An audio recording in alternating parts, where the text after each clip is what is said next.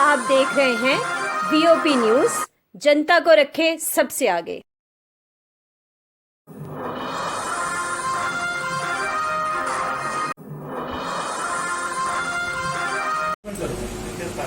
आज अगर हम अपने पेशेंट का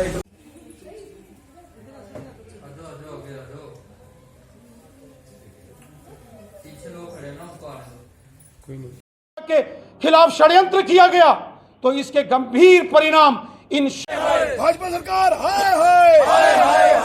वहाँ पर 12,000 बस्ते हमने बनाए थे। बस्ते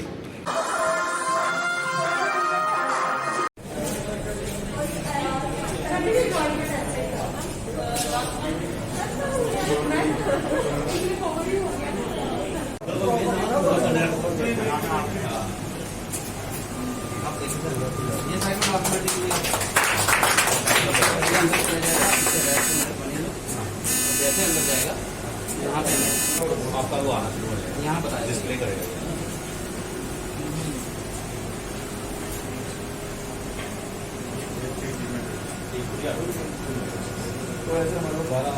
अभी इन प्रोसेस में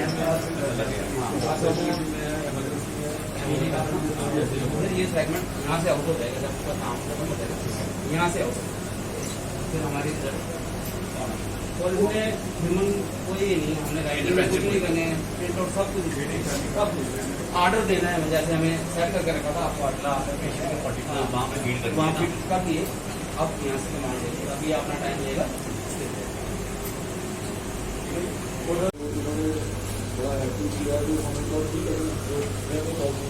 और ये सर ने किसी को धक्का मारा, प्रपोजल हमने दिया था, तो हम प्रपोजल हमने दिया, सर ने स्पोर्ट ही पीछे थे, तो एडमिनिस्ट्रेशन को हम समझा पाए कि ये आज अगर हम अपने पेशेंट का इंटरव्यू करते हैं, वैलिडेट करते हैं, और आज वैल्यू ज़्यादा है, पेशेंट स्टेबल है, हमें पता है कि 3 दिन के बाद ये पेशेंट स्लिप करेगा, तो आज हम एग्रेसिव ट्रीटमेंट शुरू करेंगे, rather than we will wait for 4 days, patient develops complication and then start। Medical college ने एक हिस्टोरिकल डिसीजन लिया है कि कोविड पेशेंट्स के इम्पोर्टेंट टेस्ट जो मेडिकल कॉलेज में पहले नहीं हो रहे थे, आज हमने शुरू किया। इनको बोलते हैं कोविड बायोमार्कर्स। बायोमार्कर्स एक प्रोटीन्स होते हैं जिसकी डिटेक्शन से हमें ये पता चलता है कि पेशेंट की हालत क्या है, ये सीरियस है, नॉन सीरियस है। आने वाले 4 दिनों के बाद ये सीरियस हो जाएगा। दैट मीन्स अब हम उस स्टेज पे पहुंच गए मेडिकल कॉलेज में कि हम आज टेस्ट करेंगे और आज बता सकते हैं कि 3 दिन के बाद ये पेशेंट जो है इसको कॉम्प्लिकेशन हो जाएगी, तो हम उसकी ट्रीटमेंट आज ही चेंज कर देंगे। पहले क्या था कि पेशेंट कॉम्प्लिकेशन में जाता था और उसकी ट्रीटमेंट हम चेंज कर पाते थे, तो वो 3 दिन का जो लॉस होता था उससे कई बार हमारा पेशेंट खराब भी होते थे, पेशेंट की जान पे भी बान आती थी। आज एक बड़ा अच्छा दिन है जिस दिन हम लोगों ने एक स्पेसिफिक टेस्टिंग जो है कोविड पेशेंट के लिए शुरू की है, और इसका श्रेय मैं डॉक्टर भाटिया को तो दूंगा ही, लेकिन उसके साथ साथ मेरे जो इंस्टीट्यूशन के लोग इसके साथ इन्वॉल्व हैं। मैडम है हमारे साथ, एडमिनिस्ट्रेटिव ऑफिसर हमारे यहाँ के मिस्टर जम्बाल हैं, नरेंद्र सिंह जम्बाल जो हमारे एडमिनिस्ट्रेटर हैं, डॉक्टर अनिल शर्मा हैं, प्रोफेसर हेड अपने इंटरनल मेडिसिन के, जिनका कोविड मैनेजमेंट में बिल्कुल सरकर्दा रोल है, और उसके साथ डॉक्टर दारा सिंह हैं जो इस हॉस्पिटल के मेडिकल स्टूडेंट हैं, और इनका भी सरकर्दा रोल है कोविड मैनेजमेंट में। साथ में डॉक्टर भाटिया जैसे आएंगे, ये तो इस डिपार्टमेंट के और हमारे इंस्टीट्यूशन के एक बहुत बड़े पिलर हैं जिन्होंने ये टेस्टिंग शुरू की है, लेकिन इनका बीच में भी हमें जो है जो इनकी सजेशन आती रहती है कि डॉक्टर साहब ऐसे कर लेते हैं, ऐसे कर लेते हैं, तो इनकी वजह से इनकी बड़ी परसिस्टेंसी मेरे ऊपर के साथ ये वाले टेस्ट शुरू करें ताकि हम जम्मू के लोगों को एक अच्छा इन्वेस्टिगेटिव जो है प्रोटोकॉल दे सकें। तो जो मशीन आज हमने इनागुरेट की है, ये फुली ऑटोमेटिक मशीन है, सीमेंट की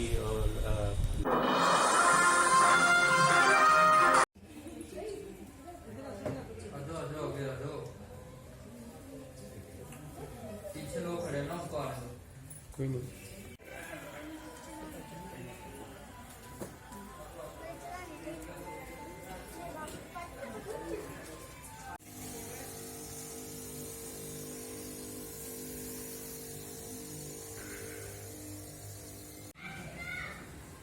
जी मैं श्यामलाल बरसम, हॉस्पिटल वार्ड नंबर 48। जैसे कि कल नवरात्रा शुरू हो रहे हैं 17 तारीख से, तो कल श्रद्धालुओं का यहाँ तांता लगा रहेगा उसी के मद्देनज़र जहाँ पर आज सैनिटाइजर BMC की ओर से सैनिटाइजेशन का काम भी शुरू करवाया गया है, और इसके साथ ही सफाई का जो अभियान है वो भी शुरू नीचे नाके से लेकर पुलिस नाके से पूरे को पूरा नाले हैं, बाकी जितनी गलियां हैं सभी की सफाई की जाएगी। और दूसरी बात यह है कि जितने भी श्रद्धालु आए, सभी श्रद्धालुओं के लिए जो मैसेज है कि कोविड-19 को, पेंडेमिक को हल्के में ना लें किसी भी कीमत में। मास्क पहनना बहुत ज़रूरी है, मास्क के बगैर एक श्रद्धालु नहीं आए। और दूसरी बात यह है कि सोशल डिस्टेंसिंग का पूरा पालन करना, जैसे कि दायरे, छोटे छोटे दायरे जो बना के रखे हैं पूरे मंदिर के प्रांगण कॉम्प्लेक्स में, उन्हीं के पर चलते हुए सोशल डिस्टेंसिंग का ध्यान रखें। हैंड सैनिटाइजेशन का उसका पूरा ध्यान रखें, क्योंकि किसी भी कीमत पर, क्योंकि अभी जैसे यूरोपियन कंट्री हैं वहाँ पर दोबारा शुरू हो रहा है, दोबारा लॉकडाउन लगने के पूरे चांस हैं। इसलिए हमें अभी अपने देश के अंदर, अपनी स्टेट के अंदर हमें इसे हल्के में नहीं लेना है, इसका खास ख्याल रखना है, कोविड-19 का खास ख्याल रखना है। और इसीलिए जो JMC की ओर से ये जो हमारा सैनिटाइजेशन का जो है, और दूसरा जो हमारा सफाई का जो अभियान है वो चल रहा है। मुझे पूरी उम्मीद है कि श्रद्धालु जो श्रद्धा के साथ आएंगे, जहाँ पर आएंगे वो पूरा ध्यान रखेंगे, कोविड-19 को ध्यान में रखते हुए पूरा इसका ध्यान रखेंगे। ठीक।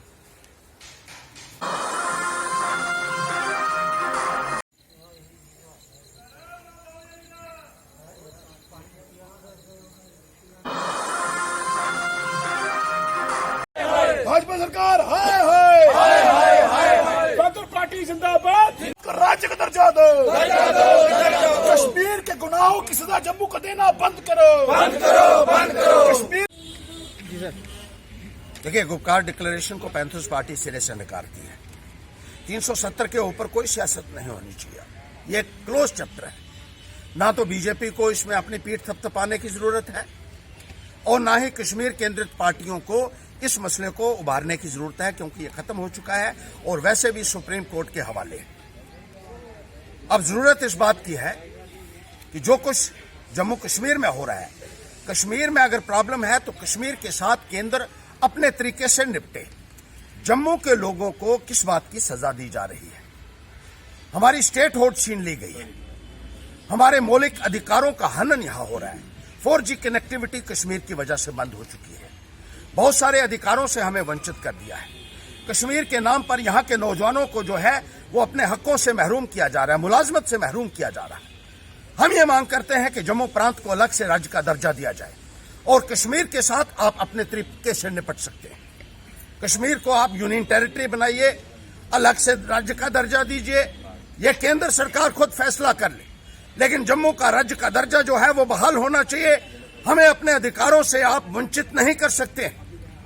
और कश्मीर के गुनाहों की सजा जिस तरीके से जम्मू प्रांत के लोगों को दी जा रही है, हम राष्ट्रवादी लोग हैं, हम तिरंगा उठाकर चलने वाले लोग हैं, हम विकास चाहते हैं, हम अपने नौजवानों के लिए बेहतर सुविधाएं चाहते हैं, उनके लिए रोजगार चाहते हैं, विकास चाहते हैं। लेकिन ये सब जो है वो ठप हो चुका है, और पूरा फोकस केंद्र का भी जो कश्मीर के ऊपर है, जम्मू पूर्ण तरीके से नजरअंदाज हो रहा है। और जम्मू को रियासत का दर्जा देने के लिए आज पैंथर्स पार्टी यहां जो है अपनी मुहिम को जो है वो और ज्यादा उग्र रूप दे रही है, और ये मांग करती है कि जल्द से जल्द जम्मू को रियासत का दर्जा दिया जाए, वरना पैंथर्स पार्टी इस आंदोलन को और ज्यादा तेजी से आगे लाएगी।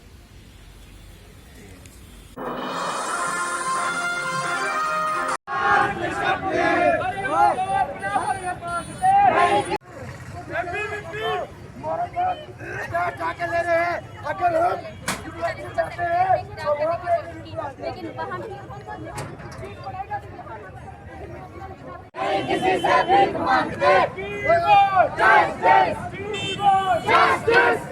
सकते हैं हमारा शांतिपूर्ण आंदोलन यहाँ चल रहा था, उसके बीच अचानक से पुलिस आती है। सत्ता में बैठे इन लोगों को इतना डर है कि छात्र यदि हम लोग के खिलाफ कुछ भी सड़क पर बोलेगा तो इनकी थूथू हो जाएगी। इस कारण से यहाँ पुलिस को भेजकर हम लोगों को यहाँ से गिरफ्तार करने की कोशिश की जा रही है। हमारे छात्रों के साथ, विद्यार्थी परिषद के प्रत्येक कार्यकर्ता के साथ यहाँ पर धक्का मुक्की, उनके साथ दुर्व्यवहार किया गया, और अभी हम सभी को पुलिस प्रशासन द्वारा गिरफ्तार करने की कोशिश की गई है।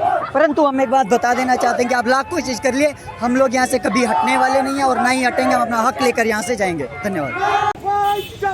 मुर्दाबाद, justice, justice. Justice! Hey, hey! We want justice! We want justice! छात्रों की fees come on justice! Governor तेरे राज में करेंगे! We want justice! We want government higher education! Government higher education! Hi hi UPC BJP hi hi BJP hi hi BJP hi hi BJP hi hi BJP hi hi BJP advisory hi hi government higher education. जिस तरीके से पिछले कई महीनों से जो है प्रदर्शन जारी था फीस हाइक के ऊपर, आज भी आश्वासन ही दिए जा रहे हैं, फीस कोई भी कम कटौती नहीं की गई। प्राइवेट कॉलेजेस जो माफिया बने हुए हैं उन्हें डराने धमकाने का जो काम है उन्होंने जारी रखा हुआ है। आज बच्चों को डराया धमकाया जा रहा है, प्रोफेशनल कॉलेज के बच्चों को, और कहा जा रहा है कि यदि आप फीस जमा नहीं कराएंगे तो आपकी फीस एडमिशन जो है वो रद्द की जाएगी। और आज बच्चे इस भय में हैं कि हम जल्द से जल्द फीस जमा कराएं। हमारी यही डिमांड रही है कि आपको वेव ऑफ करने हैं जितने भी एक्स्ट्रा चार्जेस हैं जो इस करंट सेशन में हमने नहीं इस्तेमाल किए, जो हमने यूटिलाइज नहीं किए, और रिसोर्सेज के पैसे आप हमसे नहीं ले सकते। लेकिन गवर्नमेंट हायर एजुकेशन जो है इनको दामाद बनाने का काम कर रही है। अगर यही जारी रहा तो एनएसए का करोड़ प्रदर्शन होगा। वहाँ पर 12,000 बस्ते हमने बनाए थे।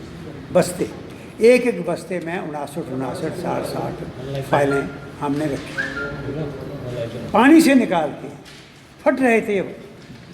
आपको पता है उस वक़्त में आपके 2-3 फोटोग्राफर्स यंग लड़के, अशोक सोडी और उसके साथ 3-4 और लड़के मेरे साथ आप गए थे और नीचे उतारे थे। मैंने देखा कि वो किस तरीके से खजाना तबाह हो रहा था। आज वो सारे बस्ते जो हैं 3,000 बस्ता इन्होंने शिफ्ट किया है, यानी 44,000 फाइल कला केंद्र के अंदर। वो सुटेबल बिल्डिंग नहीं, वहाँ नहीं बचने वाली फाइल, वो इस तरीके से आटे की तरह गिर रहे हैं कागज़। और 3,000 फाइल जो है ये इन्होंने जो पुरानी ट्रेजरी बिल्डिंग है, पुरानी ट्रेजरी बिल्डिंग मुबारक मंडी के अंदर वहाँ रखी है, वो सूटेबल जगह नहीं। 6,000 फाइल जो मैं बना के आया, थोड़े एग्जॉस्ट फैन लगा के, थोड़े बनाए थे रुमाल मुंह पर बांध के मैं लगा रहता था, वो बस्ते बनाए थे, वहाँ तबाह हो गए।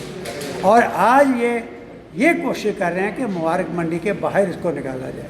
मैं ये कह रहा हूँ जब रूह आप बॉडी से निकाल लोगे, यही तो रूह है, यही तो हेरिटेज है। इन फाइलों में सब कुछ है। डिपार्टमेंट का ऑफिस ही जहाँ से बाहर निकालने की कोशिश की जा रही है, सब निकालने की कोशिश कर रहे हैं, कोई जगह बाहर ढूंढ रहे हैं। ऐसा अगर होगा तो इसका मतलब ये बहुत बड़ी साजिश होगी और हिस्ट्री को तहस नहस कर देंगे। चाणक्य साहब हेरिटेज सोसाइटी के जो हैं हेड रह चुके हैं और फॉर्मर R&B मिनिस्टर भी रह चुके हैं। 1724 से लेकर की जो फाइल्स हैं वहाँ पर अभी तक हैं 1923 की 24 तक, लेकिन उन फाइल्स के लिए जो है 26 डिग्री टेम्परेचर होना ज़रूरी है। और क्या आपको लगता है ये लैग बिटवीन द डिपार्टमेंट्स है, क्योंकि एक डिपार्टमेंट कह रहा है हमें रेनोवेशन करनी, और जबकि महाराजा हरि सिंह ने वो जगह बनाई ही सिर्फ आर्काइव्स के लिए थी। तो मतलब आप इस पर क्या बोलेंगे, क्या आप इसके खिलाफ खड़े होंगे? देखिए, जब मैं कैबिनेट के पहले मैंने ये संघर्ष स्टार्ट किया 1987 में से गवर्नर उस वक़्त सक्सेना जो गवर्नर थे और वीर महेंद्र प्रकाश एडवाइजर, उस वक़्त हमने ये संघर्ष शुरू किया। और उसके बाद जब मैं कैबिनेट में आया, संघर्ष शुरू करते ही हमने ये किया कि थोड़ा बहुत दफ्तर वहाँ से निकलवाए। जब मैं कैबिनेट में आया तो मैंने दिन रात करके इसका एक कॉन्स्टिट्यूशन लिखा, एक सोसाइटी बनाई कि ऑटोनमस बॉडी इनके हाथों से निकाल लो, और इसका चेयरमैन चीफ मिनिस्टर या गवर्नर होगा, और वाइस चेयरमैन मुझे बनाया गया, और वो सोसाइटी हमने बनाई। और उसके बाद ये फैसला किया था, और मैंने एक एज PWD मिनिस्टर अंदर पूरे इंजीनियर लगा के, लोग लगा के, वो सारा मैंने रेनोवेशन ठीक करा के, एग्जॉस्ट फैन लगा के, जो बंद पड़ा हुआ था ये आर्काइव्स का बस्ते बंधवा के ये आर्काइव्स का रिकॉर्ड वहाँ रखा। और उसके बाद हमने ये फैसला किया कि ये ओल्ड जो इंफॉर्मेशन डिपार्टमेंट की बिल्डिंग है, ये काफ़ी बड़ी बिल्डिंग है, उसको रेनोवेट करके रिकॉर्ड वहाँ रखें। अब मैंने जब राष्ट्रपति को यहाँ बुला लिया, राष्ट्रपति यहाँ आने को तैयार नहीं थे, लेकिन मेरी बात मान के मैंने कहा ये दोनों के जज्बात